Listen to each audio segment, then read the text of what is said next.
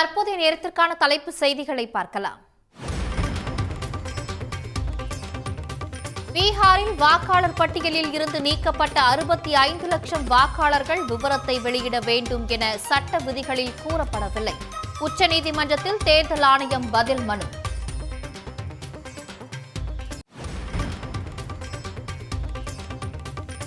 பீகார் வாக்காளர் பட்டியல் குறித்து எதிர்க்கட்சித் தலைவர் தேஜஸ்வி யாதவ் பரபரப்பு குற்றச்சாட்டு. 3 லட்சம் வாக்காளர்களின் வீட்டு எண் 00 என இருப்பதாக விமர்சனம்.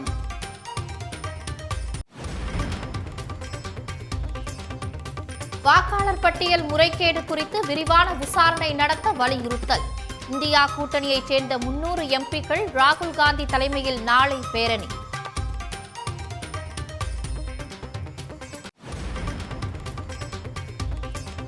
பல்வேறு நிகழ்ச்சிகளில் பங்கேற்பதற்காக திருப்பூர் புறப்பட்டு சென்றார் முதலமைச்சர் மு.க.ஸ்டாலின். கோவை விமான நிலையத்தில் முதலமைச்சருக்கு உற்சாக வரவேற்பு.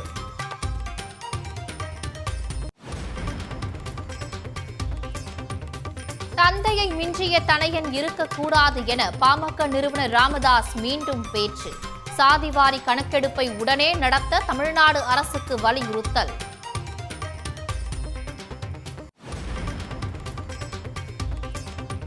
விழுப்புரம், கும்பகோணம் உள்ளிட்ட தமிழ்நாட்டின் பல பகுதிகளில் கனமழை. தாழ்வான பகுதிகளில் தண்ணீர் தேங்கியதால் வாகன ஓட்டிகள் அவதி.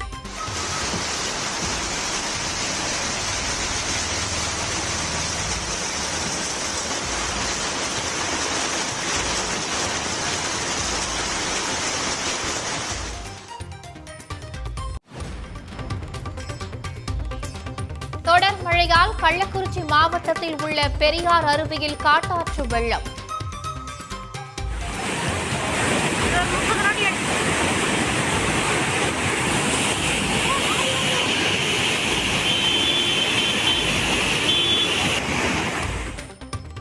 ஆரணி அருகே உள்ள பீமன் அருவியில் ஆர்ப்பரித்து கொட்டும் தண்ணீர்.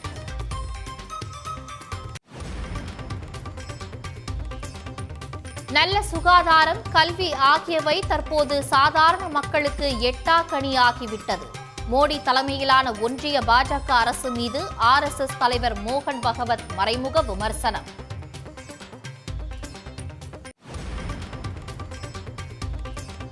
பெங்களூரு பெல்காவி வந்தே பாரத் ரயில் சேவையை தொடங்கி வைத்தார் பிரதமர் மோடி. கத்ரா, வைஷ்ணவி, அமிர்தசரஸ், நாக்பூர், புனே வழித்தடங்களிலும் வந்தே பாரத் ரயில் சேவை தொடக்கம்.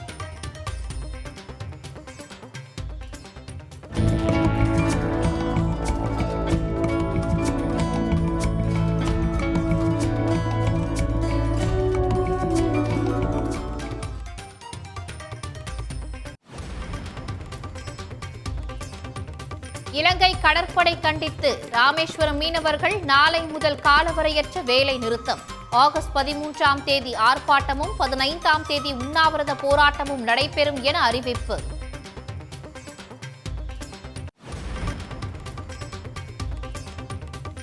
கரூர் அருகே 200 அடி நீள தீண்டாமை சுவர் இடித்து அகற்றம். அமைதி பேச்சுவார்த்தையில் உடன்பாடு ஏற்பட்டதை அடுத்து நடவடிக்கை.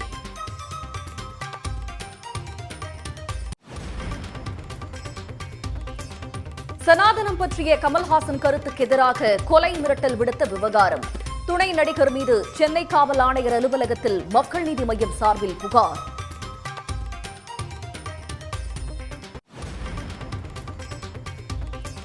விழுப்புரம் அருகே நெடுஞ்சாலையில் பழுதாகி நின்ற சொகுசு பேருந்து. சென்னை திருச்சி நெடுஞ்சாலையில் கடும் போக்குவரத்து நெரிசல்.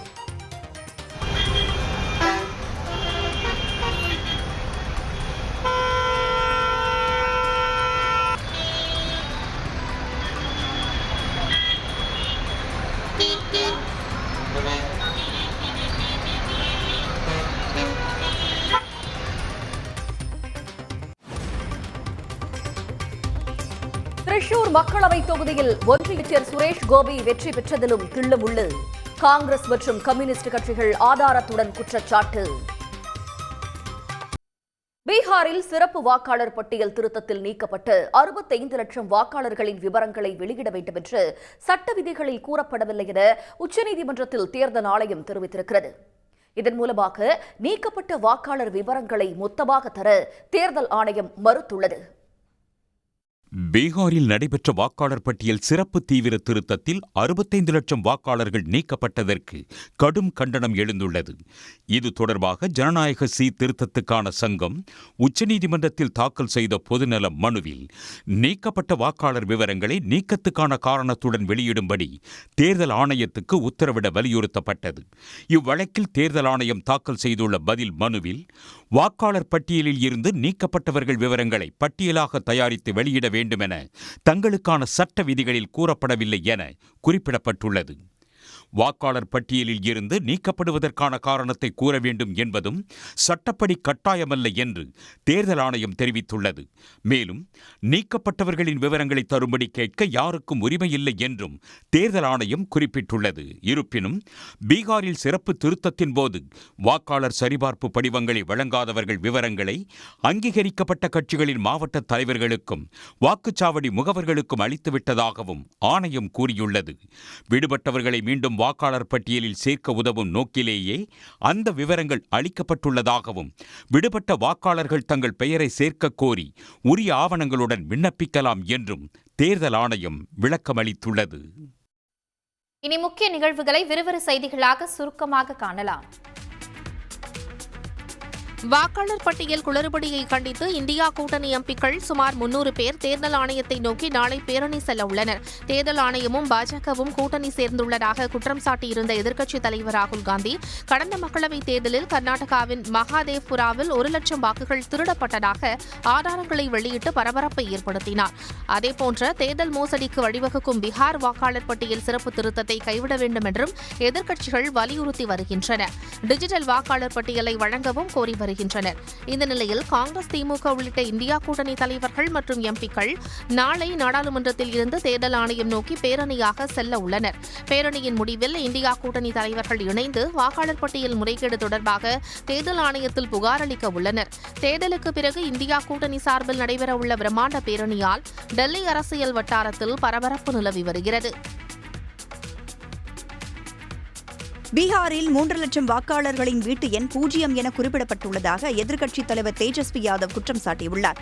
பாட்னாவில் செய்தியாளர்களிடம் பேசிய அவர், தேர்தல் ஆணையம் வெளியிட்டுள்ள வாக்காளர் பட்டியல் கேலி கூத்தாக இல்லையா, இது என்ன நடைமுறை என்று கேள்வி எழுப்பினார். வாக்காளர் பட்டியல் சிறப்பு திருத்தத்தில் பீகார் துணை முதலமைச்சர் விஜயகுமார் லக்கிசாராய், வங்கிப்பூர் ஆகிய 2 தொகுதிகளில் வாக்காளர் அடையாள அட்டை வைத்துள்ளதாக குற்றம் சாட்டிய தேஜஸ்வி, அந்த 2 தொகுதிகளில் அவருக்கு வெவ்வேறு முகவரி மற்றும் வயது வித்தியாசம் இருப்பதாகவும் குறிப்பிட்டார். 2 கட்டமாக தேர்தல் நடந்தபோது 2 தொகுதிகளில் விஜயகுமார் வாக்களித்ததாகவும் அவரது பெயரை 2 இடங்களில் தேர்தல் ஆணையம் அனுமதித்தது எப்படி என்றும் தேஜஸ்வி யாதவ் கேள்வி எழுப்பினார். வாக்காளர் பட்டியலை டிஜிட்டல் வடிவத்தில் வெளியிட வேண்டும் என்று தேர்தல் ஆணையத்திடம் ராகுல் காந்தி வலியுறுத்தியுள்ளார். அவர் விடுத்துள்ள எக்ஸ் பதிவில், சுதந்திரமான மற்றும் நியாயமான தேர்தலுக்கு நேர்மையான வாக்காளர் பட்டியல் அவசியம் என குறிப்பிட்டுள்ளார்.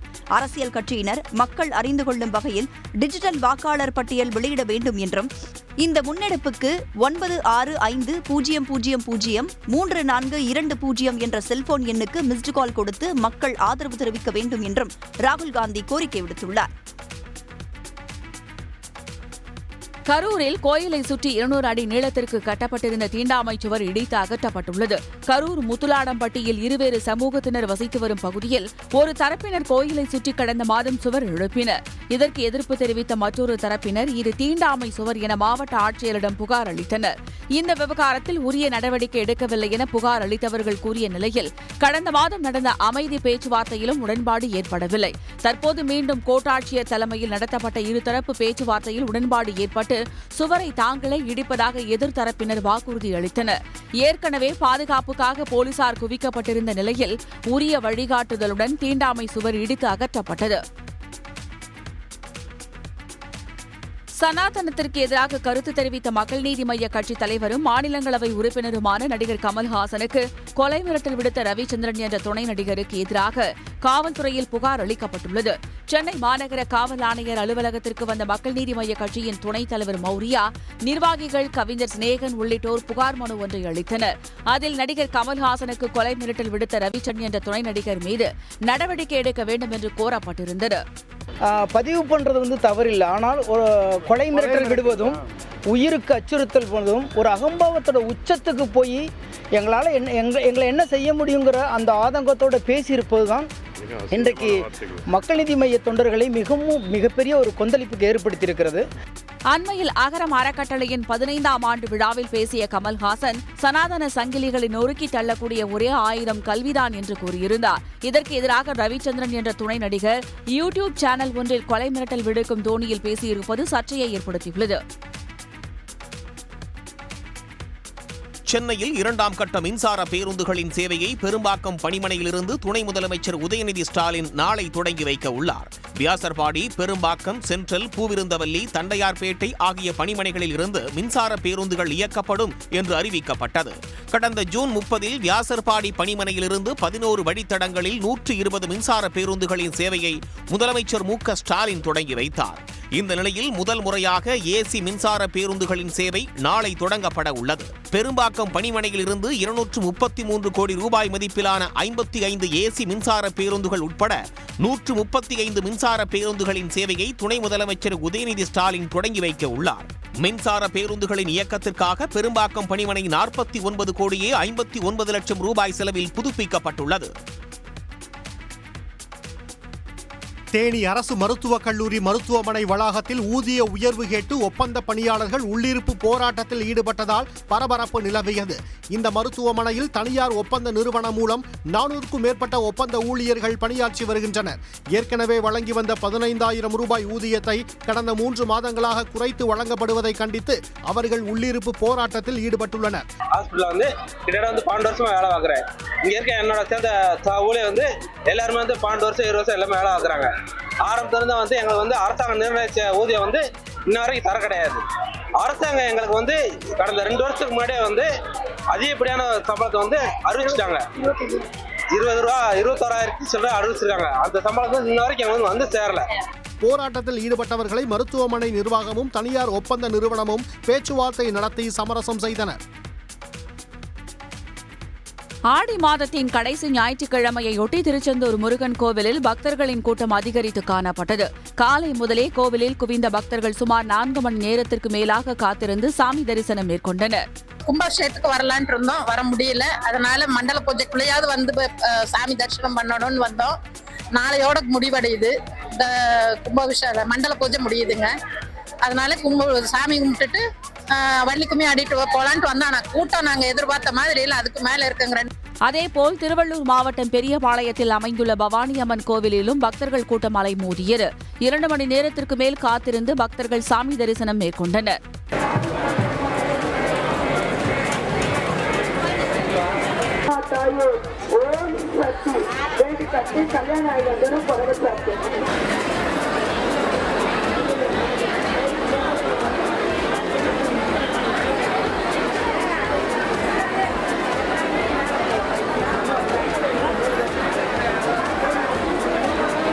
மேலும் பக்தர்கள் முடி காணிக்கை செலுத்தியும் வேப்பஞ்சேலை அணிந்தும் தங்களது வேண்டுதலை நிறைவேற்றினர். ஒன்றிய அமைச்சர் சுரேஷ் கோபி போட்டியிட்டு வெற்றி பெற்ற திருச்சூர் மக்களவை தொகுதியிலும் போலி வாக்காளர்கள் சேர்க்கப்பட்டது அம்பலமாகியுள்ளது. திருச்சூர் மக்களவை தொகுதியில் பாஜக வேட்பாளராக சுரேஷ் கோபி போட்டியிட்ட போதே வாக்காளர் பட்டியலில் போலி வேட்பாளர்களை பாஜக இணைத்தது என்று தாங்கள் புகார் அளித்ததாக காங்கிரஸ் தெரிவித்துள்ளது. ஆனால் வாக்காளர் பட்டியலில் இடம்பெற்றிருந்தால் யார் வேண்டுமானாலும் வாக்களிக்கலாம் என தேர்தல் அதிகாரிகள் அந்த புகாரை நிராகரித்ததாகவும் காங்கிரஸ் சுட்டிக்காட்டியுள்ளது. திருச்சூரின் நெட்டிச்சேரியில் சுரேஷ் கோபி தங்கியிருந்த இல்லத்தில் பாரத் ஹெரிடேஜ் என்ற முகவரியை கொண்டு அவரது குடும்ப உறுப்பினர்கள் 11 பேர் தற்காலிக வாக்காளர்களாக சேர்க்கப்பட்டதாக காங்கிரஸ் கூறியுள்ளது. இதேபோன்று பல வாக்குச்சாவடிகளில் போலியாக சேர்க்கப்பட்ட வாக்காளர்கள் யாரும் தற்போது குறிப்பிட்ட முகவரிகளில் வசிக்கவில்லை என காங்கிரஸ் குற்றம் சாட்டியுள்ளது. இதன் மூலம் சுரேஷ் கோபி தேர்தல் மோசடியில் ஈடுபட்டதாகவும் காங்கிரஸ் தெரிவித்துள்ளது. எம்ஜிஆரை அவமதிக்கும் நோக்கத்தில் தாம் பேசவில்லை என்று விடுதலை சிறுத்தைகள் கட்சித் தலைவர் திருமாவளவன் விளக்கம் அளித்திருக்கும் நிலையில் திருமாவளவன் சற்று சிந்தித்து பேசியிருக்க வேண்டும் என்று அதிமுக துணை பொதுச் செயலாளர் கே.பி. முனுசாமி குறிப்பிட்டிருக்கிறார். நேற்றைய பொதுக்கூட்டத்தில் எம்ஜிஆர் அவர்களை பற்றியும் ஜெயலலிதா அம்மையார் அவர்களை பற்றியும் ஒரு ஒப்பீட்டுக்காக நான் ஒரு கருத்தை சொன்னேன். அந்த தலைவர்களை நான் அவமதிக்கவில்லை. அவர்களை விமர்சிக்கும் அளவுக்கு நான் ஒன்றும் பெரிய ஆள் இல்லை. கருத்து முரண்பாடுகள் உண்டு, அது வேறு. விமர்சனங்கள் இருக்கும், அது வேறு. ஆனால் தமிழ்நாட்டு அரசியல் கருணாநிதி எதிர்ப்பு என்பதையே மையமாக கொண்டு பல பத்தாண்டுகளாக இயங்கி இருக்கிறது என்பதை சொல்லுவதற்காக ஒரு ஒப்பீடு செய்தேன். அவ்வளவுதான். ஜெயலலிதா அம்மாவே மேடையிலே சட்டமன்றத்திலே சொன்னார், நான் பாப்பாத்தி தான் என்று சொன்னார். அவரை விமர்சனம் செய்ததால் அவர் அதை கிளைம் செய்தார். அதை நான் கோடிட்டு காட்டினேன். யார் இல்லை என்று வந்தாலும் உடனடியாக கொடுக்கக்கூடிய 8வது குடை வள்ளல். அந்த வள்ளலை பற்றி பேசுவதற்கு சற்று சிந்தித்திருக்க வேண்டும். அவருடைய சிந்தனைகள் திரு ஸ்டாலின் மீது பாசத்தின் காரணமாக, திரு கருணாநிதியின் மீது பாசத்தின் காரணமாக இது போன்ற கருத்தை சொல்லுகிறார். தயவு செய்து அவர் இது போன்ற கருத்தை தவிர்க்க வேண்டும் என்று நான் அவரை அன்போடு கேட்டுக்கொள்கிறேன். மேகவெடிப்பால் ஏற்பட்ட பேரழிவில் இருந்து மீண்டு வரும் ஹிமாச்சல பிரதேசம் மற்றும் உத்தரகாண்ட் மாநிலங்களில் அடுத்த 7 நாட்களுக்கு மிக கனமழை பெய்யும் என வானிலை மையம் எச்சரித்துள்ளது. உத்தரப்பிரதேசம், மத்திய பிரதேசம், டெல்லி, பஞ்சாப், ஹிமாச்சல பிரதேசம் உள்ளிட்ட வட மாநிலங்களில் பருவமழை தீவிரமடைந்துள்ளது. உத்தரகாண்ட் மாநிலம் உத்தரகாஷி அருகே கடந்த 5ஆம் தேதி இரட்டை மேக வெடிப்புகளால் ஏற்பட்ட பெருமழை வெள்ளத்தில் ஏராளமான வீடுகள் மற்றும் கட்டிடங்கள் அடித்துச் செல்லப்பட்டன. இந்த இயற்கை பேரழிவில் 5 பேர் பலியான நிலையில் 1000த்திற்கும் அதிகமானோர் பத்திரமாக மீட்கப்பட்டனர். மலைப்பாதைகளில் ஏற்பட்ட நிலச்சரிவில் உருக்குலைந்த சாலைகள் மற்றும் ஆற்று மேம்பாலங்களை சீரமைக்கும் பணிகளில் தேசிய பேரிடர் மீட்புக் குழுவினர் மற்றும் இராணுவத்தினர் ஈடுபடுத்தப்பட்டுள்ளனர். பெரிதும் பாதிக்கப்பட்ட தராலி, ஹர்சில் ஆகிய பகுதிகளில் மருத்துவ முகாம்கள் மற்றும் நிவாரணப் பணிகள் நடைபெற்று வருகின்றன. ஆற்றில் சேர்ந்துள்ள கற்குவியல்கள் மற்றும் மண்ணில் யாரும் புதைந்துள்ளனரா என மோப்பநாய் மற்றும் நவீன கருவிகள் கொண்டு தேடி வருகின்றனர். வெள்ளம் பாதித்த பகுதிகளுக்கு டேராடூனில் இருந்து நிவாரணப் பொருட்களை உத்தரகாண்ட் முதலமைச்சர் திரு புஷ்கர் சிங் அனுப்பி வைத்தார். ஹெலிகாப்டர்கள் மூலமாகவும் நிவாரணப் பொருட்கள் எடுத்துச் செல்லப்படுகின்றன.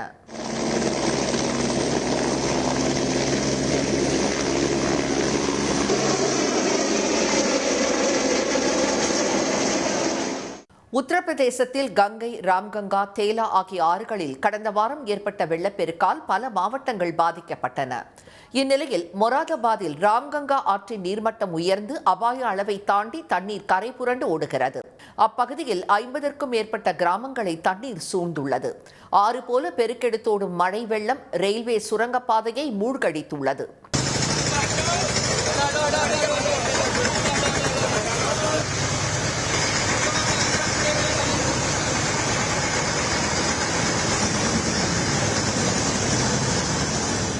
தலைநகர் டெல்லியில் நேற்று விடிய விடிய கொட்டி தீர்த்த கனமழையால் நகர் முழுவதும் வெள்ளக்காடான நிலையில் யமுனை ஆற்றின் நீர்மட்டம் தொடர்ந்து அதிகரித்து வருகிறது. இதனிடையே மழை வெள்ளம் மற்றும் நிலச்சரிவால் பாதிக்கப்பட்டுள்ள உத்தரகாண்ட், ஹிமாச்சல பிரதேசம் ஆகிய மாநிலங்களில் அடுத்த 7 நாட்களுக்கு 20 சென்டிமீட்டர் வரை மழை கொட்டி தீர்க்கும் என இந்திய வானிலை மையம் எச்சரித்துள்ளது. உத்தரகாண்ட் மாநிலத்திற்கு வரும் 13ஆம் தேதி 21 சென்டிமீட்டருக்கும் அதிக கனமழைக்கான ரெட் அலர்ட் விடுக்கப்பட்டுள்ளது. மத்திய பிரதேசம், ஒடிஷா, சத்தீஸ்கர், ஆந்திரா, தெலுங்கானா ஆகிய மாநிலங்களுக்கு வரும் 13ஆம் தேதியில் இருந்து 16ஆம் தேதி வரை மிக கனமழைக்கான ஆரஞ்சு எச்சரிக்கை விடுக்கப்பட்டுள்ளது. இனி தமிழ்நாட்டின் முக்கிய நிகழ்வுகளை எக்ஸ்பிரஸ் செய்திகளாக பார்க்கலாம். புதுக்கோட்டை மாவட்டம் பொற்பனை கோவிலில் உள்ள பொற்பனை ஆதி முனீஸ்வரர் கோவிலில் ஆடி மாத திருவிழா வெகு விமர்சையாக நடைபெற்றது. திருவிழாவை முன்னிட்டு காலை முதலே பல்வேறு பகுதிகளில் இருந்து ஆயிரக்கணக்கான மக்கள் கோவிலில் குவிந்தனர்.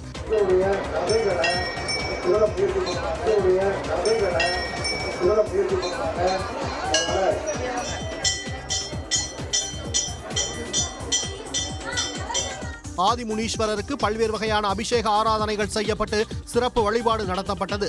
மேலும் கோவிலில் கூடிய பக்தர்களுக்கு கோவில் வளாகத்தில் அன்னதானமும் வழங்கப்பட்டது. வருஷம் கூட்டம் அதிகமாகிட்டு தான் போயிட்டு இருக்கு, குறைஞ்செல்லாம் இல்லை. நல்லா முதலையோட இப்போ நல்லா பிரசுரமாக கட்டியிருக்காங்க. வேற எடுத்து நல்லா வேணுனது நடக்கும். எல்லாமே குழந்தை இல்லாதவங்களுக்கு குழந்தை வரம் கொடுக்குது.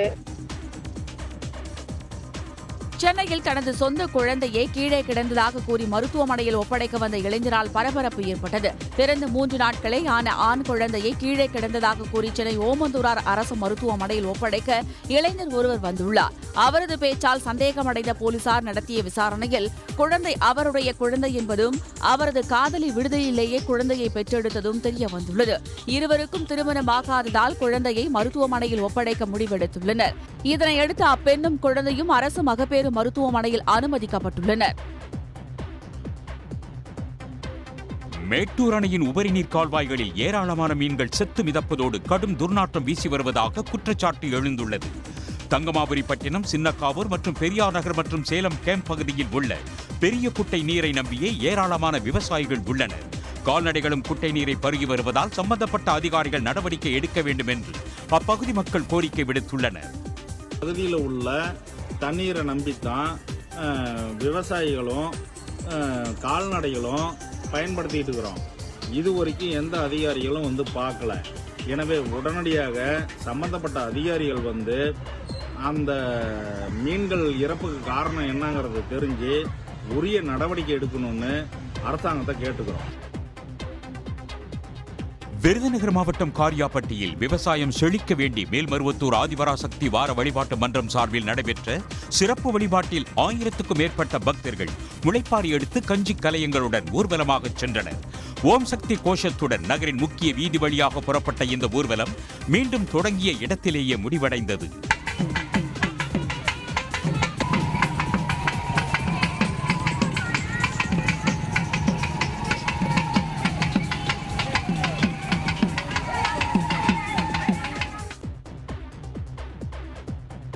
சென்னை மயிலாப்பூரில் நடைபெற்ற தென்னிந்திய அளவிலான சிலம்பாட்ட போட்டியில் 7 மாநிலங்களைச் சேர்ந்த மாணவர்கள் பங்கேற்று திறமையை வெளிப்படுத்தினர். அகில இந்திய விளையாட்டு சிலம்பக்கலை சங்கம் சார்பில் மயிலாப்பூரில் உள்ள தனியார் பள்ளியில் தென்னிந்திய அளவிலான சிலம்பாட்ட போட்டி நடைபெற்றது. இதில் தமிழ்நாடு, ஆந்திரா, தெலுங்கானா, கர்நாடகா உள்ளிட்ட 7 மாநிலங்களில் இருந்து 1500 மாணவர்கள் பங்கேற்று தங்களது திறமைகளை வெளிப்படுத்தினர். இதில் சென்னையைச் சேர்ந்த ஈகை லெனின் சிலம்பாட்ட குழுவைச் சேர்ந்த மாணவர்கள் வெற்றி பெற்று தங்கம் வென்றனர். தஞ்சாவூரில் அடையாளம் தெரியாத, உரிமை கோரப்படாத 9 பேரின் உடல்களை போலீசார் இறுதி மரியாதை செலுத்தி நல்லடக்கம் செய்தது நெகிழ்ச்சியை ஏற்படுத்தியுள்ளது. தஞ்சை கிழக்கு, மேற்கு, தெற்கு மற்றும் மருத்துவக் கல்லூரி சரகத்திற்குட்பட்ட பகுதியில் யாரும் உரிமை கோராத 6 ஆண்களின் சடலம் மற்றும் 3 பெண்களின் சடலமும் தஞ்சை அரசு மருத்துவமனையில் பாதுகாக்கப்பட்டு வந்தன. இந்நிலையில் ஆதரவற்ற அந்த 9 பேரின் சடலங்களும் மாவட்ட எஸ்பி ராஜாராமன் தலைமையில் போலீசார் இறுதி மரியாதை செலுத்தி ராஜகோரி இடுகாட்டில் நல்லடக்கம் செய்தார்கள். சென்னை பரங்கிமலை பகுதியில் உள்ள தனியார் பள்ளியில் சைபர் மோசடிகள் குறித்து 15 நிமிடத்தில் மெகா புத்தகத்தை உருவாக்கி மாணவர்கள் உலக சாதனை படைத்துள்ளனர்.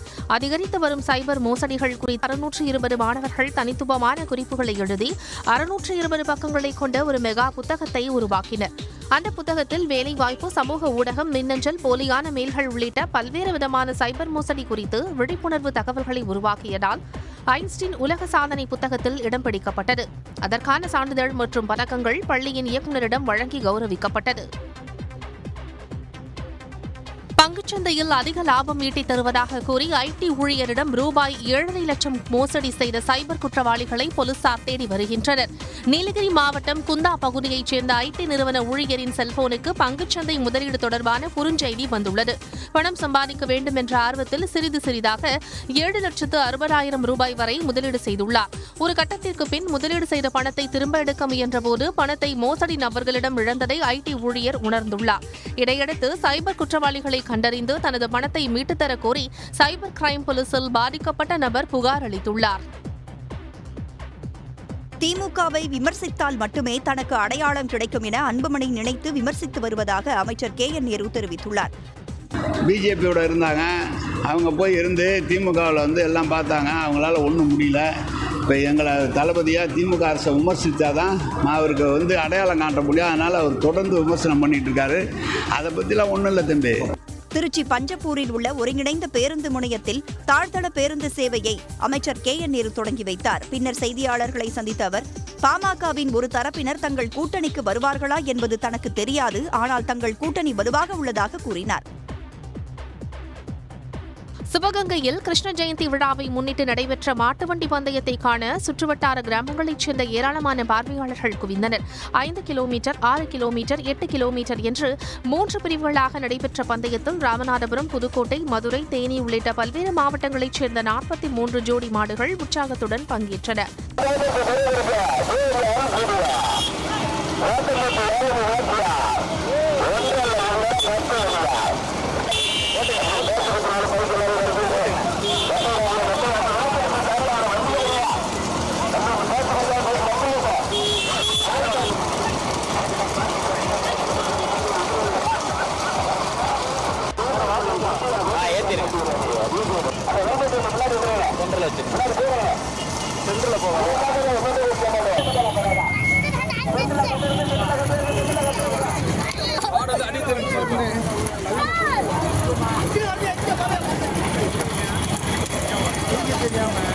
சாலையின் இருபுறங்களில் நின்று ஏராளமான மக்கள் பந்தயத்தை ஆர்வத்துடன் கண்டுகளித்த நிலையில் முதல் 5 இடங்களை வென்ற மாடுகளின் உரிமையாளர்களுக்கு ரொக்க பரிசும் கோப்பைகளும் வழங்கப்பட்டன. தீ விபத்தில் வீடு கருகியதால் அரசு புதிதாக வீடு கட்டி தர வேண்டும் என மாற்றுத்திறனாளி இளைஞர் கோரிக்கை விடுத்துள்ளார். விழுப்புரம் மாவட்டம் சி. மெய்யூர் கிராமத்தைச் சேர்ந்த மாற்றுத்திறனாளியான சுப்பிரமணியன் செங்கல் தயாரிக்கும் பணியில் வேலை செய்து வருகிறார். கடந்த மாதத்தில் திடீரென இவரது வீடு தீப்பற்றி எரிந்தது. உடனடியாக அக்கம் பக்கத்தினர் தீயை அணைத்தனர். தொடர்ந்து பெய்த மழையால் வீடு முழுமையாக சேதமடைந்த நிலையில் அரசு புதிதாக வீடு கட்டி தர வேண்டும் என சுப்பிரமணியன் கண்ணீர் மல்க கோரிக்கை விடுத்துள்ளார். இந்த கலைஞர் வீடு கொடுத்தா நான் கட்டிக்கின்னு ஏதோ நான் மருந்து இருப்போம். என்னால் சம்பாதிக்க முடியாது. நான் காலில் இருந்தால் ஏதோ போகிறேன், கேம்பில் போகிறேன், அங்கே வாஷிங் மிஷின் எது நான் இது பண்ணிக்கிறேன் சாமி. இது பார்த்து நீ செஞ்சு விட்டுனா நல்லா இருப்பீங்க. திருவண்ணாமலை அண்ணாமலையார் கோயிலில் வார விடுமுறையை ஒட்டி பக்தர்களின் கூட்டம் அலைமோதி காணப்பட்டது. பல்வேறு பகுதிகளில் இருந்து வருகை தந்த ஆயிரக்கணக்கான பக்தர்கள் சுமார் 1 கிலோமீட்டர் தூரத்திற்கு நீண்ட வரிசையில் 2 மணி நேரம் காத்திருந்து சாமி தரிசனம் செய்தனர்.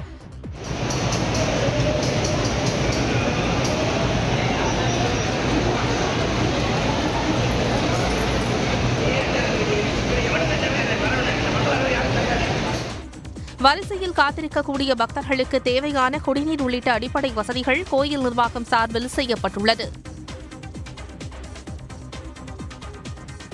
திருச்சி மாவட்டம் துறையூர் அருகே உள்ள புளியஞ்சோலை பகுதியில் கரடி நடமாட்டம் காரணமாக எச்சரிக்கையுடன் இருக்குமாறு பொதுமக்களை வனத்துறை அறிவுறுத்தியுள்ளது.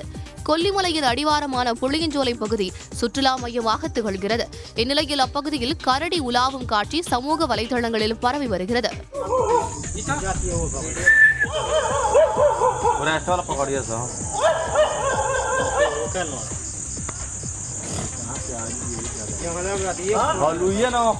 பாதுகாப்பு கருதி சுற்றுலா பயணிகளுக்கான அனுமதி தற்காலிகமாக ரத்து செய்யப்பட்டுள்ளதாக தெரிவிக்கப்பட்டுள்ளது.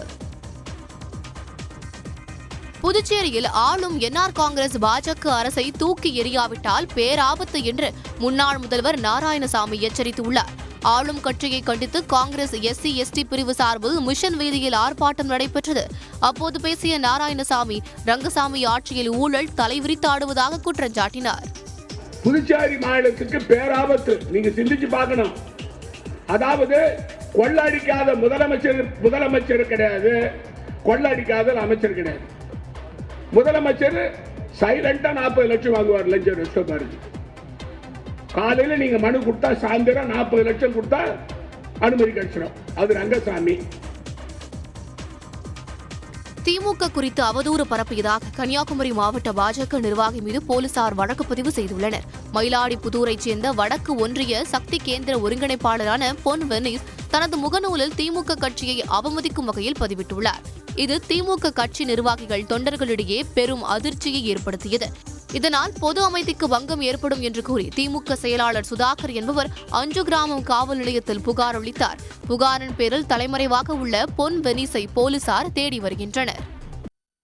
2026 சட்டமன்ற தேர்தலில் தாம் கூறும் கூட்டணிதான் அமையும் என்று தெரிவித்திருக்கும் பாமக நிறுவனர் ராமதாஸ் வேறு யார் பேச்சையும் பாமகவினர் கேட்க வேண்டாம் என திட்டவட்டமாக தெரிவித்திருக்கிறார். வன்னியர் சங்க மகளிர் மாநாட்டில் உரையாற்றிய அவர் சாதிவாரி கணக்கெடுப்பு நடத்த வேண்டும் என முதலமைச்சர் மு.க. ஸ்டாலினை வலியுறுத்தினார். நமது பாரத பிரதமர் மோடி அவர்கள் தந்தையை மிஞ்சிய தனையன் இருக்கக்கூடாது. அதற்கு உதாரணம் பெரிய கோயிலும் கங்கை கொண்ட சோழபுரத்தில் இருக்கிற அந்த கோயிலும் உதாரணம் என்று சொன்னார்கள். அருமையான வார்த்தை. 2026 நீங்கள் நினைக்கிற மாதிரி வெற்றி கூட்டணி அமைப்பேன் என்று 3 தரம் சொல்லுகிறேன். அதனால் நீங்கள் யார் எதை சொன்னாலும் அதை இந்த காதில் வாங்கி அந்த காதில் விட வேணாம், கேட்கவே வேணாம். நீங்கள் காது கொடுத்து கேளாதீர்கள். நான் சொல்லுவது தான் நடக்கப் போகிறது. இந்த 10.5 சாதிவாரி கணக்கெடுப்பு, இதை நம்முடைய தமிழக முதல்வர் அவர்கள் செய்ய வேண்டும், உடனடியாக செய்ய வேண்டும் என்று இந்த நேரத்தில் அவருக்கு கோரிக்கை விடுக்கிறேன். அதை செய்து நீங்கள் சரித்திரத்தில் சமூகத்தில் நீங்கள் இந்த சமூக சரித்திரத்தில் நீங்கள் இடம்பெற வேண்டும் என்று இந்த நேரத்தில் நம்முடைய தமிழக முதல்வர் அவர்களை கேட்டுக்கொள்கின்றேன். மாமல்லபுரத்தில் நடைபெற்ற ஆசிய அலைச்சறுக்கு சாம்பியன்ஷிப் போட்டியில் இந்திய வீரர் ரமேஷ் புடிலால் வெண்கலப் பதக்கத்தை தட்டிச் சென்றார். இதன் மூலம் இந்தியா ஆசிய அலைச்சறுக்கு போட்டியில் முதல் முறையாக பதக்கம் வென்று வரலாறு படைத்துள்ளது.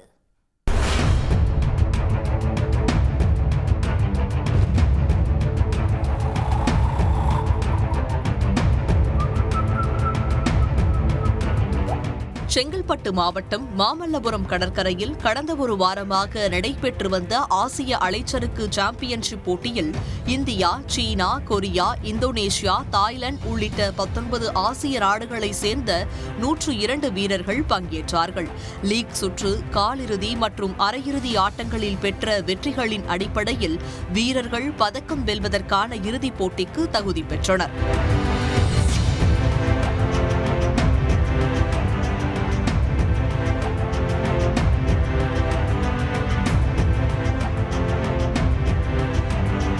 அதன்படி இன்று நடைபெற்ற பதக்கம் வெல்வதற்கான இறுதிப் போட்டியில் கொரியா, ஜப்பான், இந்தியா, இந்தோனேஷியா வீரர்களிடையே கடும் போட்டி நிலவியது.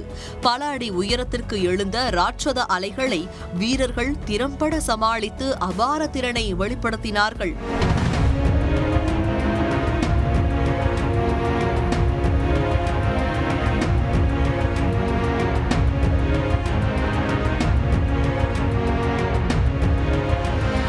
கொரியாவின் கனோவாகி ஜே 15.17 புள்ளிகளுடன் தங்கப்பதக்கத்தையும், இந்தோனேஷியாவின் பஜார் அரியானா 14.57 புள்ளிகளுடன் வெள்ளிப் பதக்கத்தையும் தட்டிச் சென்றார்கள். போட்டி முழுவதும் உத்வேகத்துடன் செயல்பட்ட இந்திய வீரர் ரமேஷ் புடிலால் ராட்சத அலைகளில் லாவகமாக சறுக்கி 3ஆம் இடம் பிடித்தார். முடிவில் அவர் 12.60 புள்ளிகளை பெற்று 3ஆம் இடம் பிடித்து வெண்கலப் பதக்கத்தை தட்டிச் சென்றார்.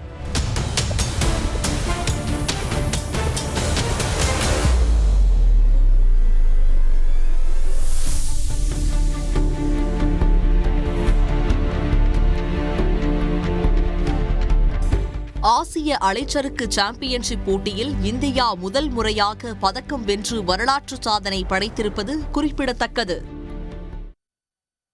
மகளிர் உரிமை தொகையை 26 லட்சம் பேர் மோசடியாக பெற்ற விவகாரத்தில் வீடு வீடாக சோதனை நடத்த மகாராஷ்டிரா அரசு உத்தரவிட்டுள்ளது. பாஜக, ஏக்நாத் ஷிண்டே தலைமையிலான சிவசேனா, அஜித் பவாரின் தேசியவாத காங்கிரஸ் இடம்பெற்றுள்ள மகாயுதி கூட்டணி அரசு முதலமைச்சரின் லட்கி பெஹன் திட்டத்தின் கீழ் மாதந்தோறும் 1500 ரூபாய் உரிமைத் தொகையை வழங்கி வருகிறது. 21 முதல் 65 வயது வரையான பெண்களுக்கு குடும்பத்தில் இருவருக்கு மட்டுமே உரிமைத் தொகை வழங்கப்படும். இந்த மகளிர் உரிமைத் தொகையை விதிகளை மீறி அரசு ஊழியர்கள் மட்டுமின்றி ஆண்களும் பெற்றதாக குற்றச்சாட்டுகள் எழுந்தன. 2289 அரசு ஊழியர்கள் 3 கோடி ரூபாயும், பெண் பெயரில் பதிவு செய்த 14298 ஆண்கள் 21 கோடியே 44 லட்சம் ரூபாயும் என மகளிர் உரிமைத் தொகையை மோசடியாக பெற்றது தெரியவந்தது. மகளிர் மற்றும் குழந்தைகள் மேம்பாட்டுத்துறை செயல்படுத்தும் இந்த திட்டத்தின் விதிமுறைகளுக்கு பொருந்தாத 26,34,000 பெண்கள் உரிமைத் தொகையை பெற்றதால் அரசுக்கு 1650 கோடி ரூபாய் இழப்பு ஏற்பட்டிருப்பது பல்வேறு துறைகள் நடத்திய தணிக்கை மூலம் கண்டுபிடிக்கப்பட்டது. இந்நிலையில் மோசடி பயனாளிகள் மீது விசாரணை நடத்தும் நோக்கில் வீடு வீடாக ஆய்வு நடத்த மாநில அரசு உத்தரவிட்டுள்ளது. பயனாளிகள் பட்டியலில் உள்ளவர்கள் வீட்டில் 2 பேருக்கு மிகாமல் உள்ளனரா, குறிப்பிட்ட வயது வரம்புக்கு உட்பட்டவர்களாக இருக்கின்றனரா என்பது குறித்து கணக்கெடுக்க மாவட்ட நிர்வாகங்களுக்கு அறிவுறுத்தப்பட்டுள்ளது. வீடு வீடாக சோதனை செய்யும் பணியில் அங்கன்வாடி பணியாளர்கள் ஈடுபடுத்தப்பட உள்ளனர். வயது வரம்பை மீறியவர்கள், ஒரே குடும்பத்தில் 2 பேருக்கு மேற்பட்டவர்கள் கண்டுபிடிக்கப்பட்டால் உரிமை தொகை பெறுவதில் இருந்து தகுதி நீக்கம் செய்யப்படுவார்கள் என்று அதிகாரிகள் தெரிவித்தனர். பயனாளிகள் போலி ஆவணங்கள் அளித்தனரா, அவர்களது வீடுகளில் 4 சக்கர வாகனம் உள்ளதா என்பது குறித்தும் சோதனை நடத்தப்பட உள்ளது. மானாமதுரையில் ஆடிப்பொங்கல் திருவிழாவை முன்னிட்டு மஞ்சள் தண்ணீர் ஊற்றும் விழா வெகு விமரிசையாக நடைபெற்றது. ஊர் மக்கள் ஒன்று கூடி ஒருவர் மீது ஒருவர் மஞ்சள் தண்ணீர் ஊற்றி உற்சாகமடைந்தனர்.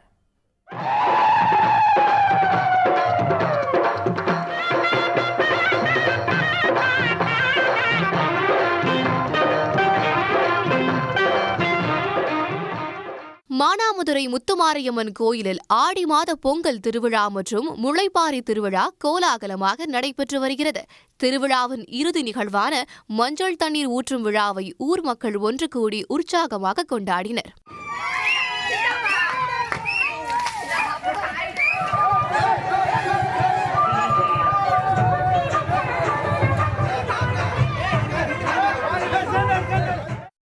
அரியலூர் முத்துமாரியம்மன் கோயில் திருவிழா இது 154 வருஷமா நடந்துகிட்டு இருக்கு.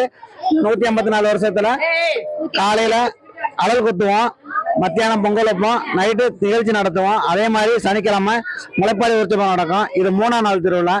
3ஆம் நாள் திருவிழானா ஞாயிற்றுக்கிழமை காப்பு கட்டினதுல இருந்து 10ஆம் நாள் திருவிழா. இது இந்த 10ஆம் நாள் திருவிழால மஞ்சள் தண்ணி திருவிழா நடக்கும். இந்த மஞ்சள் தண்ணி திருவிழால வந்து மாமா, மச்சான், அக்கா, மக, கொழுந்தியா எல்லாரும் மேலேயும் கூப்பிட்டு வச்சு மஞ்சள் தண்ணி ஊற்றுவாங்க. அவங்க நம்ம மேல ஊற்றுவாங்க. மிக சிறப்பாக நடக்கும். சிறுவர்கள், இளைஞர்கள் என தங்களது முறைமாமன் மற்றும் முறைப்பெண்ணை தேடி தேடி மஞ்சள் தண்ணீரை ஊற்றியும் மஞ்சள் பொடியை பூசியும் மகிழ்ச்சியை வெளிப்படுத்தினர்.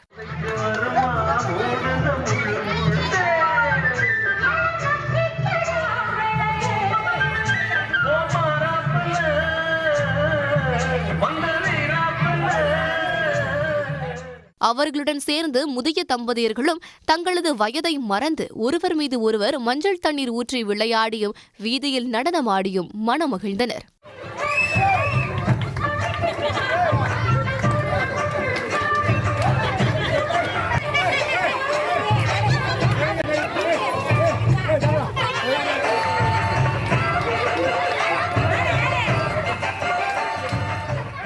முறைப்பெண்களிடமிருந்து தப்பிச் சென்ற இளைஞர்களை விடாமல் விரட்டி பிடித்த இளம் பெண்கள் அவர்கள் மீது மஞ்சள் தண்ணீரை ஊற்றி அன்பை வெளிப்படுத்தினர்.